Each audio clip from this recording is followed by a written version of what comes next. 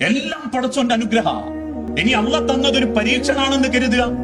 ആ പരീക്ഷണം കാണുമ്പോഴേക്കും നമ്മൾ വിചാരിക്കേണ്ടത് അവന് മാത്രമുള്ളതാ, നമ്മക്കൊന്നുമില്ലാന്ന്. ഇന്ന് ചിലര് പറയാറില്ലേ, നമ്മളെ പരീക്ഷണം എന്ന് പറഞ്ഞാൽ എന്താ? ആരോഗ്യം ക്ഷയിക്കലോ അല്ലെങ്കിൽ ഏതെങ്കിലും സുക്കേട് വരലോ? ഇത് മാത്രല്ല പരീക്ഷണം. അള്ളാഹു ഈ ദുനിയാവിനെ വിശദീകരിച്ചത് ദാറുൽ ബലാ എന്ന പരീക്ഷണങ്ങളുടെ ഭവനം. പരീക്ഷണങ്ങളുടെ ഭവനമായി ദുനിയാവ്. ഏതെങ്കിലും ഒരുത്തൻ ഹോസ്പിറ്റലിൽ വന്ന് പരിശോധിച്ചപ്പം വലിയ സുക്കേടാ.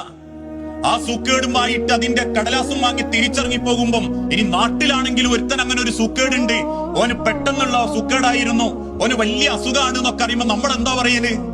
വല്ലാത്തൊരു പരീക്ഷണം തന്നെയല്ലേ എന്ന്, അല്ലേ? അങ്ങനെയാണ് നമ്മൾ പറയാ, വല്ലാത്തൊരു പരീക്ഷണം തന്നെ. എന്നാ അള്ളാഹു പറയുന്നത് അവന്റെ സൂക്കേട് അവന് പരീക്ഷണാണെങ്കിൽ സൂക്കേടില്ലാത്ത ശരീരം നിങ്ങൾക്കുള്ള പരീക്ഷണ.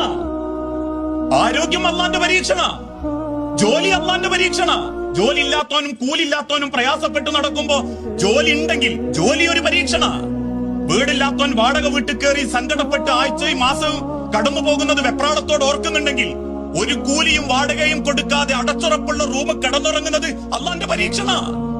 നമ്മൾ വിചാരിക്കണ്ട പടച്ചോന്റെ പരീക്ഷണം വേദന മാത്രാന്ന്. ആരോഗ്യം പരീക്ഷണ, ഒഴിവ് സമയം പരീക്ഷണ, ഒരു കുഴപ്പമില്ലാതെ ജീവിക്കൽ അള്ളാന്റെ ഒരു പരീക്ഷണ, എല്ലോ റാഹത്തിൽ ഇങ്ങനെ മുന്നോട്ട് പോകുന്നുണ്ടെന്ന് പറയുന്നത് ഒരു പരീക്ഷണ. പരീക്ഷണം എന്ന് പടച്ചോൻ ദുനിയാവിൽ ഉദ്ദേശിച്ചത് അള്ളാഹ് സങ്കടപ്പെടുത്തുന്ന വേദനിപ്പിക്കുന്ന ശരീരങ്ങൾ മാത്രമല്ല.